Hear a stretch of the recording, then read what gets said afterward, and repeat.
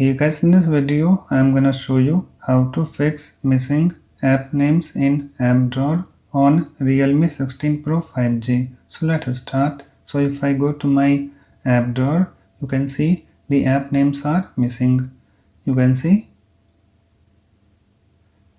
So to fix it, just open your settings app and then scroll down to home screen, lock screen and style, and then tap on it, and then scroll down to home screen settings and then tap on it, and then tap on home screen and then scroll down at the very bottom, and you can see here we have show app names, this option. So we have to enable it. So to enable it, we have to enable this toggle button next to it. So to enable this toggle button, just tap on it so that this slider moves to the right. So let me show you. Let me tap on it and you can see it's now enabled. And now if I go to my app drawer, you can see the app names. Okay,